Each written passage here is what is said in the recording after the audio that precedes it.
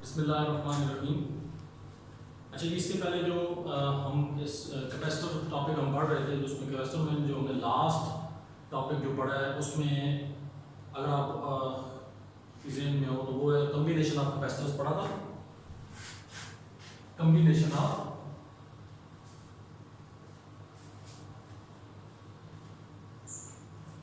Capacitors, उसमें हमने combination of capacitors में हमने दो कम्बिनेशन पढ़े थे। एक सीरीज कम्बिनेशन पढ़ा था, दूसरा पैरेलल कम्बिनेशन। यानी सीरीज कम्बिनेशन आपके पास series combination of capacitors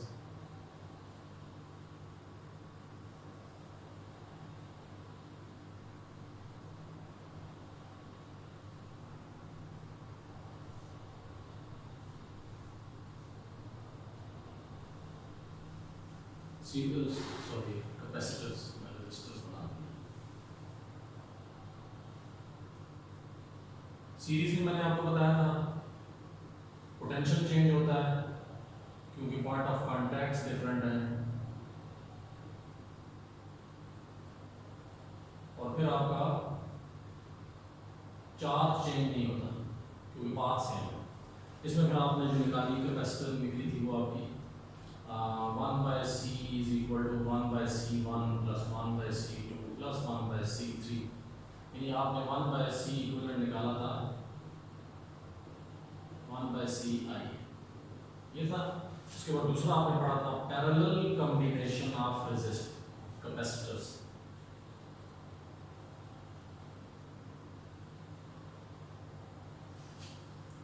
parallel combination में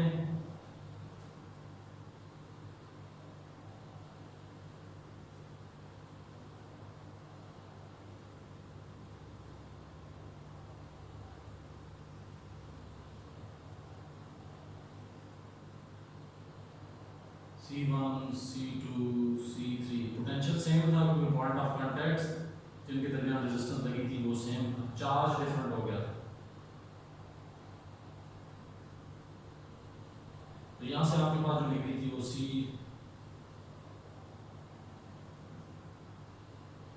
प्लस C3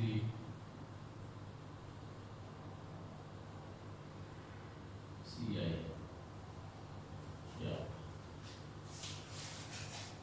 अब जो नेक्स्ट हमारे पास टॉपिक है वो है इलेक्ट्रिक पोलराइजेशन।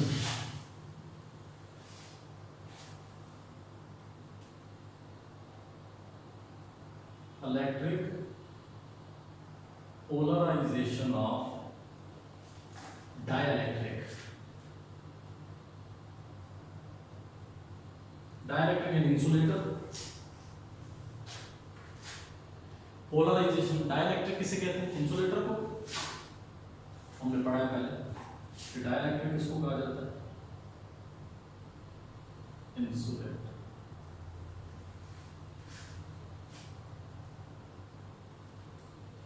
Polarisation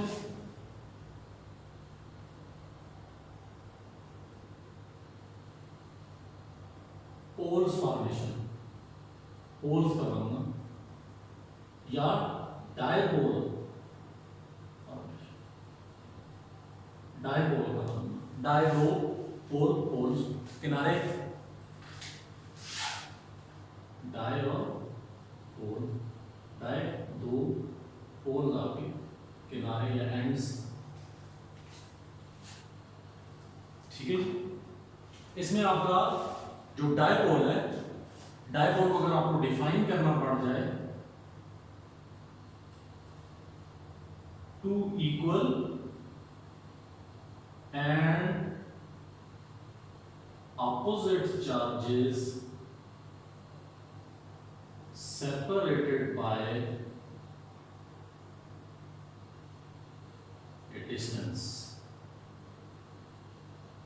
d। कहता दो इक्वल और अपोजिट चार्जेस अगर उनके दरमियान डिस्टेंस d हो, ठीक है, और ये डिस्टेंस याद रखें, ये फाइनाइट डिस्टेंस होना चाहिए। कौन सा डिस्टेंस होना चाहिए? फाइनाइट डिस्टेंस होना चाहिए। Forms dipole. कहते हैं दो इक्वल और ऑपोजिट चार्जेस, दो इक्वल और ऑपोजिट चार्जेस उनके दरमियान क्या हो, डिस्टेंस d और वो डिस्टेंस आपका शर्त क्या होना चाहिए, फाइनाइट डिस्टेंस होना चाहिए। वो क्या बना देता है, डायपोल फॉर्म्स डायपोल। ठीक है जी। और ये जो डायपोल्स का बनना है, ये जो डायपोल का बनना है, इस डायपोल के बनने को क्या कहते हैं, polarization, formation, the process of making dipole.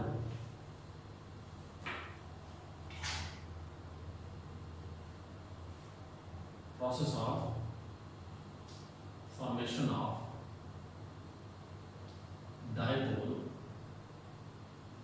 is called polarization.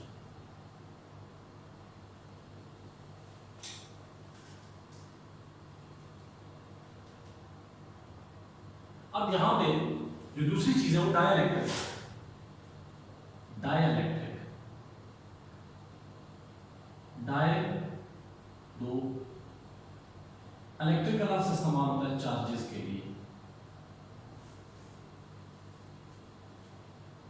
इसका मतलब क्या हुआ कि डाइलेक्ट्रिक एक ऐसा मटेरियल है जिसमें चार्जेस दोनों किस्म के मौजूद हैं, लेकिन फ्री चार्जेस मौजूद नहीं, लेकिन वो फ्री नहीं है। समझ आ गई? यानी इसका मतलब क्या है, इन dielectric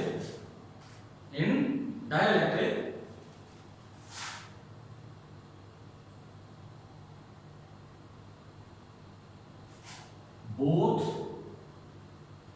positive and negative charges are available, but they are not free from each other. They are not free from each other. एक दूसरे से फ्री नहीं है। तो अगर फ्री नहीं है तो किस तरह है? They are placed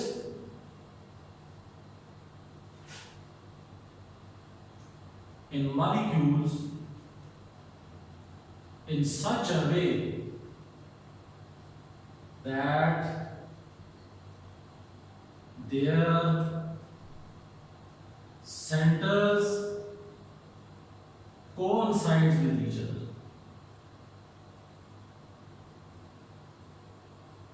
Coincides with,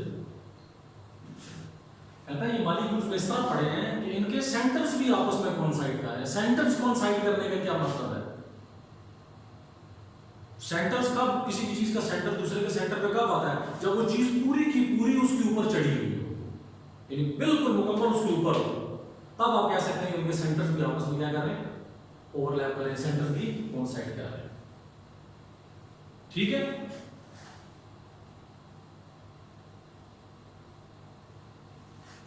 centres coincide, centers are coinciding, means charges are totally overlapping each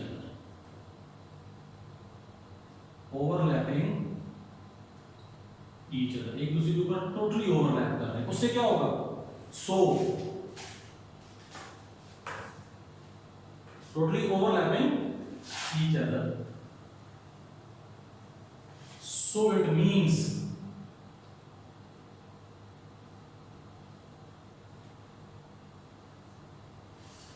they cancel the effect of each other, cancel the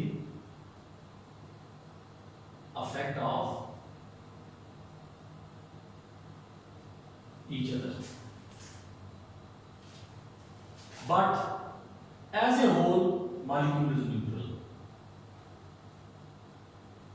as a whole molecule is neutral, and this molecule is called non-polar molecule। और ये जो molecule होगा ये क्या कहलाएगा?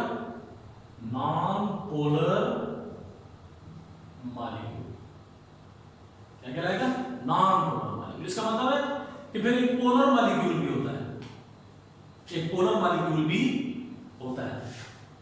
There is also polar molecule there is also a polar molecule. There is a in which there is small like oil, जो ना आपका नॉन पोलर उसकी मिसाल क्या है? Oil.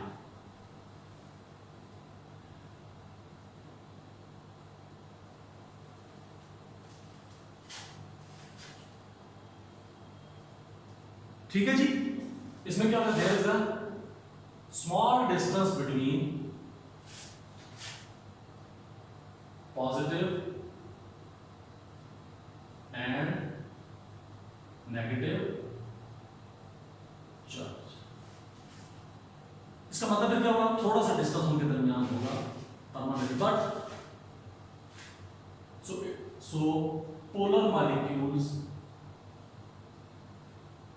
Have permanent dipole. Polar molecules के उनका परमानेंट डायपोल हो गया, लेकिन as a whole polar molecules भी न्यूट्रल हो गए। As a whole polar molecules are also neutral, वो भी क्या होंगे? न्यूट्रल। ठीक होगी बात? और non polar molecules have no dipole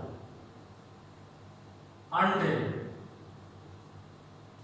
placed in external electric field. जब तक कि वो किसी एक्सटर्नल इलेक्ट्रिक फील्ड में ना पड़े हों उनका डायपोल नहीं हो। उसमें वो मैंने बता दिया बिल्कुल ओवरलैप कर रहे होंगे, इतना ओवरलैप कर रहे होंगे उनके सेंटर्स भी आपस में कोइंसाइड करेंगे।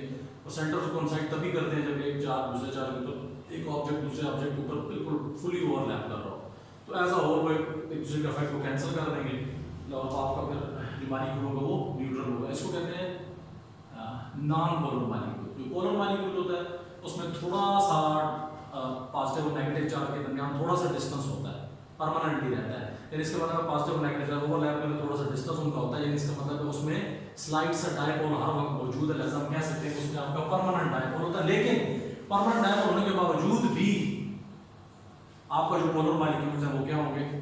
ओवरऑल न्यूट्रल होंगे। ओवरऑल न्यूट्रल होंगे। तो नॉन पोलर मॉलिक्यूल्स का डायपोल, नॉन पोलर मॉलिक्यूल्स में डायपोल कब बनता है? जब आप उसको किसी एक्सटर्नल फील्ड में जाके रखते हैं। अब ये थोड़ी सी समझने वाली बात है, ये किस तरह होता है। अच्छा, इसकी जो मिसाल है परमानेंट डायपोल, ये लाइक NaCl, इसकी मिसाल क्या है? NaCl, यानी इसका मतलब क्या है? Na positive at one end and Cl negative at other end. अब ये देखो परमानेंट इसी तरह होता है। NaCl में Na पॉजिटिव है, Cl नेगेटिव है, एक कोने पे Na होगा वो पॉजिटिव एंड हो जाएगा, एक पे Cl होगा वो नेगेटिव एंड हो जाएगा। तो ये परमानेंट डायपोल किसमें मौजूद है? Polar molecules. ठीक है। नॉन पोलर तो आयल, जिसमें मैंने उसकी आपको मिसाल दी है, उसमें कोई पॉजिटिव नेगेटिव एंड नहीं होता। कब तक कि जब तक आप उसको किसी एक्सटर्नल फील्ड में रखें। अब हम इसको समझते हैं कि किस तरह हम एक्सटर्नल फील्ड में रहते हैं। एक्सटर्नल फील्ड का बहुत आसान तरीका है कि आप इस डाइलेक्ट्रिक को उठा के कैपेसिटर की पैरेलल प्लेट्स के दरमियान रख दें। Suppose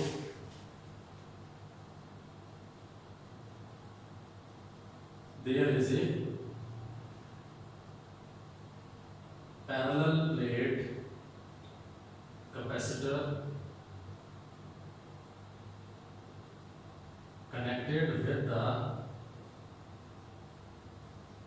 battery of potential difference V। ये देखिए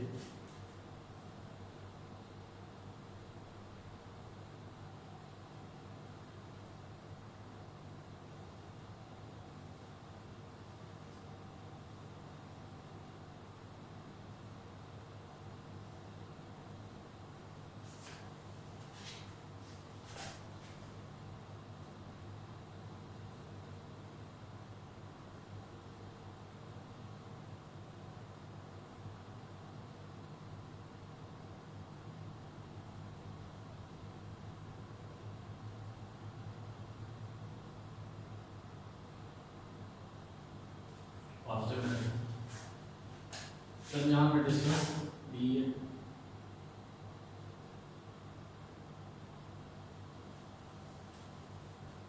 अब यहाँ पे क्या रख दिया गया, डाइलेक्ट्रिक। डाइलेक्ट्रिक दो चार्जेस वाला, लेकिन दोनों चार्जेस फ्री नहीं है। अब क्या होगा आपका, आप अगर गौर करें तो जो एक्सटर्नल फील्ड है इसकी डायरेक्शन किधर है, left to right, left to right. External field की डायरेक्शन आपकी किधर है, लेफ्ट टू राइट। अब क्या होगा, अब इस डाइलेक्ट्रिक के अंदर पॉजिटिव चार्जेस भी मौजूद है और नेगेटिव चार्जेस भी मौजूद है। वो जो नेगेटिव चार्जेस इसके अंदर मौजूद होंगे वो टोटली अट्रैक्ट होना शुरू हो जाएंगे किधर, कैपेसिटर की उस प्लेट की तरफ जिस पे आपके पॉजिटिव चार्जेस हैं। ठीक है, कौन से, आपके पॉजिटिव चार्जेस हैं। ठीक होगी जी बात।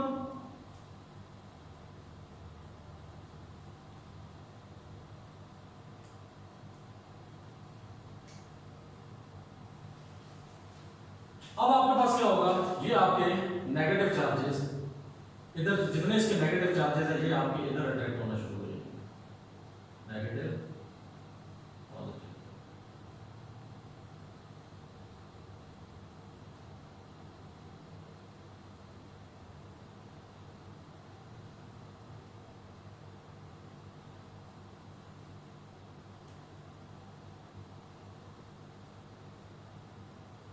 नेगेटिव चार्जेस सारे इधर, और पॉजिटिव आपके जो डायरेक्ट्रिक के पॉजिटिव है वो किधर पर अट्रैक्ट होना शुरू हो जाएंगे,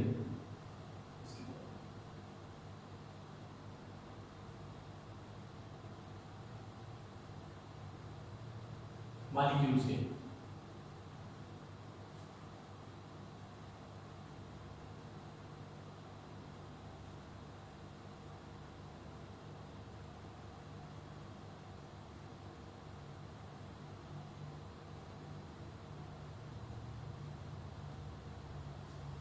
ये आपका क्या बना जी, पॉजिटिव चार्जेस सारे इधर चले गए, नेगेटिव चार्जेस पॉजिटिव प्लेट की तरफ चले गए। अच्छा याद रखना,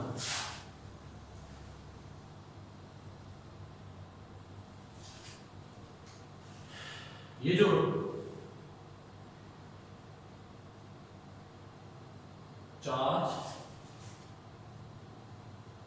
charges produced on either faces of dielectric,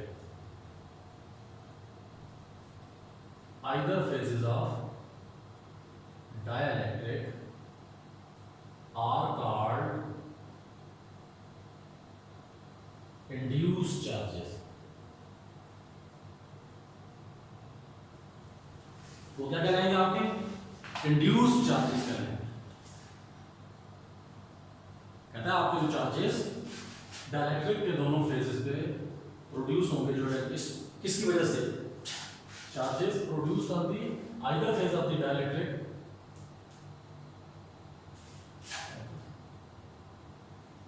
collected on दी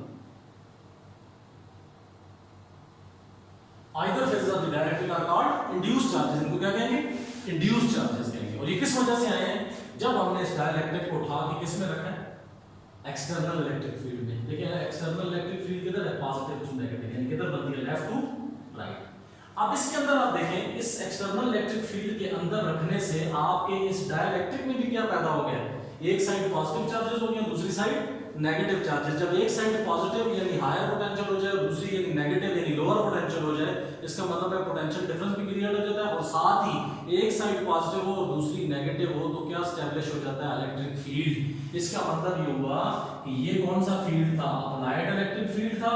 और इन इंड्यूस्ड चार्जेस की वजह से जो आपका फील्ड पैदा होगा, क्योंकि आपके पॉजिटिव इंड्यूस्ड चार्जेस एक साइड चले गए, नेगेटिव दूसरी साइड पे चले गए, तो यहाँ क्या पैदा हो गया, आपके पास एक इंड्यूस्ड इलेक्ट्रिक फील्ड पैदा हो गया जिसकी direction left, right to left हो गया,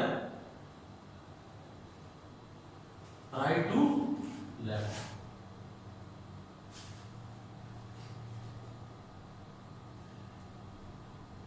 ठीक हो गया। इसका मतलब applied electric field is from left to right और इंड्यूस्ड किधर है, फ्रॉम राइट टू लेफ्ट।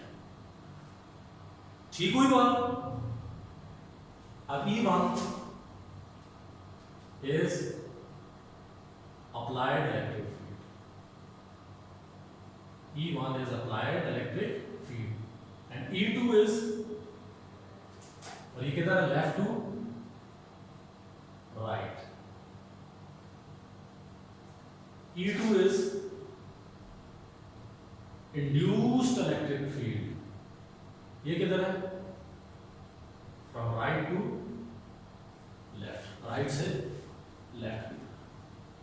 इसका मतलब क्या हुआ फिर, as E1 and E2 are in opposite direction,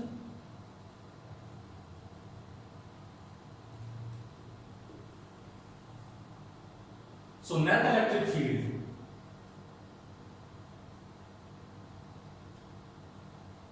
E is equal to E1 minus E2 decreases, क्योंकि E1 ऑपोजिट है ना, तो दोनों vector quantity, electric field vector quantity है। तो अगर राइट साइड वाली पॉजिटिव और लेफ्ट साइड वाली नेगेटिव हो जाएगी, या एक को पॉजिटिव दूसरे को नेगेटिव लेंगे, तो जाहिर बात है फिर जब दोनों ऑपोजिट हैं तो जब आप उनका नेट सम निकालेंगे तो एक पॉजिटिव और एक नेगेटिव है, तो एक पॉजिटिव और एक नेगेटिव हो तो उनके दरमियान कौन सा अमल होता है, सब्ट्रैक्शन का। सब्ट्रैक्शन से चीजें क्या हो जाती हैं, कम हो जाती हैं, लिहाजा नेट इलेक्ट्रिक फील्ड आपका क्या हो जाएगा, डिक्रीज हो जाएगा। ठीक होगी बात। अब as V is equal to ED हमने पढ़ा, यानी रिलेशन हमने पढ़ा था, E is equal to V by D, electric field is equal to potential gradient, यानी यहां से V किसके बराबर आ जाएगा, ED के। देखो D कांस्टेंट है ना, D कांस्टेंट है, कांस्टेंट और इक्वल का साइन हटे तो कौन सा साइन आ जाता है, प्रोपोर्शनैलिटी का। इसका मतलब है V is proportional to E, so if E decreases then V decreases। जब E कम होगा नेट इलेक्ट्रिक फील्ड, क्योंकि दोनों इलेक्ट्रिक फील्ड अपोजिट डायरेक्शन में, एक पॉजिटिव है दूसरा नेगेटिव है, तो एक पॉजिटिव दूसरा नेगेटिव, तो अमल कौन सा होगा, सब्ट्रैक्शन का। सब्ट्रैक्शन से चीजें क्या हो जाती हैं, कम हो जाती है, तो नेट इलेक्ट्रिक फील्ड क्या हो जाएगा, डिक्रीज हो जाएगा। अब इस रिलेशन के मुताबिक D दोनों प्लेट्स के दरमियान कांस्टेंट है, लिहाजा कांस्टेंट इक्वल का साइन हटे, प्रोपोर्शनैलिटी आ जाती है, तो V is directly proportional to E। इसका मतलब अगर E डिक्रीज होगा तो V भी आपका डिक्रीज होगा। Also we know that C is equal to Q by V, so if V, C is inversely proportional to V हो गया, चार्ज तो वही है जो आ रहा है। So if V decreases as C is, so if V decreases, C increases, तो इसका मतलब क्या होगा, so capacitance increases when dielectric is placed between plates of a capacitor. हमने पढ़ा था कि कैपेसिटेंस डाइलेक्ट्रिक के रखने से कैपेसिटेंस बढ़ जाती है, कितनी बढ़ती है, जितनी उस डाइलेक्ट्रिक की परमिटिविटी होगी। अगर उसकी परमिटिविटी 10 है तो डाइलेक्ट्रिक के रखने से 10 गुना कैपेसिटेंस बढ़ जाएगी। अगर 20 है उसकी परमिटिविटी तो डाइलेक्ट्रिक के रखने से कैपेसिटेंस 20 गुना बढ़ जाएगी। और अगर आपके पास एप्सिलॉन आर है तो इसका मतलब है उस डाइलेक्ट्रिक के रखने से कैपेसिटेंस एप्सिलॉन आर टाइम बढ़ जाएगी। तो डाइलेक्ट्रिक के रखने से कैपेसिटेंस कितनी बढ़ती है, जितनी उस डाइलेक्ट्रिक की परमिटिविटी होगी।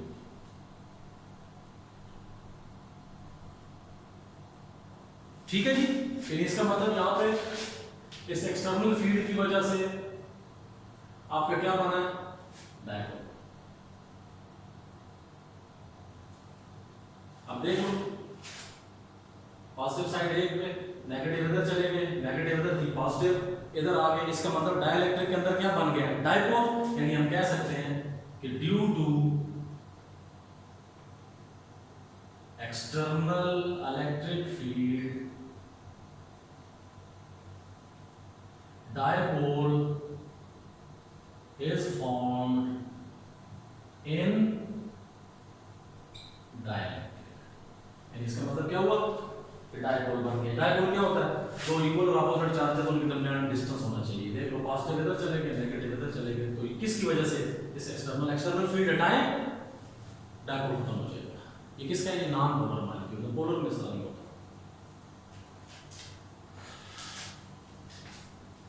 ठीक होगी ये बात। अच्छा अब यहाँ पे इस इलेक्ट्रिक डायपोल को किससे रिप्रेजेंट करते हैं? Electric dipole moment is represented by P. P किसके बराबर है? QD. P किसके बराबर है? QD. Q आपके पास क्या है? चार्ज, और D आपके पास क्या है? दोनों चार्जेस के दरमियान distance. Q is charge, Q आपके पास क्या है? ठीक है जी. Charge present in the dipole, charge present in the dipole, and D is distance between positive and negative charge in dipole. इसका मतलब फिर क्या हुआ? Dipole moment, electric dipole moment, electric dipole moment is product of charge and dipole, charge present in dipole, and distance between positive and negative charge in the dipole. ठीक है जी. तो electric dipole moment is product of charge Q present in dipole and D distance between charges in dipole. ये सही. ठीक है जी. और ये vector quantity, electric dipole moment is a vector quantity. Electric dipole moment is a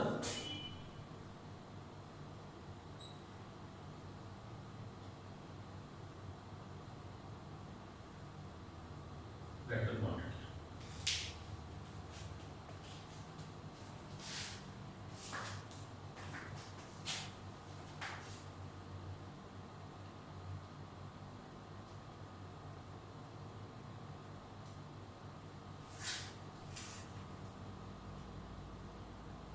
ठीक हो गया जी.